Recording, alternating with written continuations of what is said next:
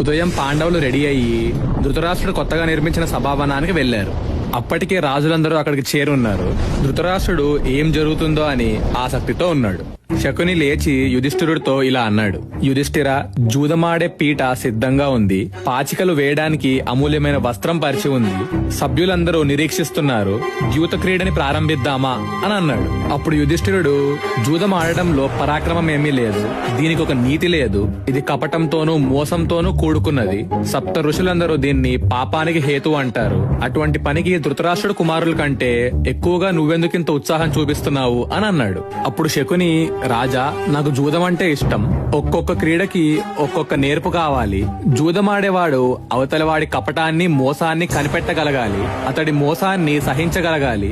తగిన తీరులో దాన్ని తిప్పికొట్టగలగాలి. అందుకే జూదమాడే వాళ్ళు కపటాన్ని మోసాన్ని చూసి బెంబేలెత్తిపోరు. అయినా పాచిక వేశాక గెలవటం ఓడిపోవడం అనేది దైవం చేతిలో ఉంది.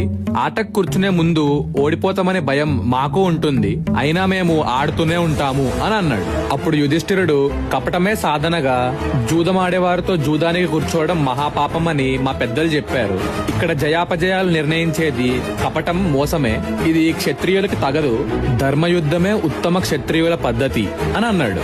అప్పుడు శకుని, ఆటలలోనే కాదు ఏ పోటీలోనైనా కపటం ఉంటుంది. ఎత్తు దానికి పై ఎత్తు ఉంటూనే ఉంటాయి. మహాపండితులు కూడా శాస్త్ర చర్చల్లో ఒకరిపై ఒకరు గెలవడానికి కపటాన్నే ఆశ్రయిస్తారు. సమానమైన శాస్త్రజ్ఞానం ఉన్నవారిలో సమయస్ఫూర్తి ఇంకా వాక్చాతుర్యం అంటే ఫ్లూయెంట్ గా మాట్లాడుకుంటూ మాటలతో కొట్టుకెళ్లిపోవటం, ఆ స్కిల్ ఉన్నవాడే అవతలి పండితుణ్ణి ఓడిస్తున్నాడు. అక్కడ జరిగినది శాస్త్రాజ్ఞ పరీక్ష, కానీ గెలిచినదేమిటి? వాక్చాతుర్యం. అలా వాక్చాతుర్యంతో గెలిచిన వాణ్ణి శాస్త్ర చర్చలో గెలిచిన వాడని సత్కరిస్తున్నారు. ఇది కపటం కాదా? అస్త్ర విద్య బాగా తెలిసిన వాడు శస్త్రవిద్య మాత్రమే తెలిసిన వాణ్ణి యుద్ధంలో ఓడిస్తున్నాడు. ఇది కపటం కాదా? అయినా వీటిలో దేనిని కూడా కపటం అని అనట్లేదు, విజ్డమ్ అని అంటున్నారు.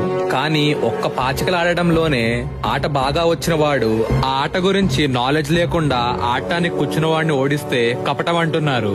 రాజా, నేను కపటంతో ఆడతానని నా ముందు కూర్చోడానికి భయంగా ఉంటే నువ్వు వెనక్కి వెళ్ళొచ్చు అని అన్నాడు. అప్పుడు యుధిష్ఠిరుడు, ఒక్కసారి వచ్చి కూర్చున్నాక నేను వెనక్కి తగ్గను. ఇది నా వ్రతం. దైవం బలమైనది. నేను దైవానికి వశమై ఉన్నాను. అది సరే, ధృతరాష్ట్ర మహారాజా, నేనెవరితో జూదమాడాలి అని అడిగాడు.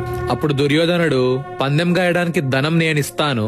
నా బదులు శకుని నీతో ఆడతాడు అని అన్నాడు. అప్పుడు యుధిష్ఠిరుడు, ఒకడు పందెమేసి ధనం పెట్టడం, మరొకడు పాచికలు వేయటం ఆట పద్ధతి కాదు. అయినా ధృతరాష్ట్ర మహారాజు ఆజ్ఞ అదే అయితే అధర్మమైన ఆట ఆడుతున్నారని తెలిసినా నాకు ఆడడం తప్ప మరో మార్గం లేదు అని అన్నాడు.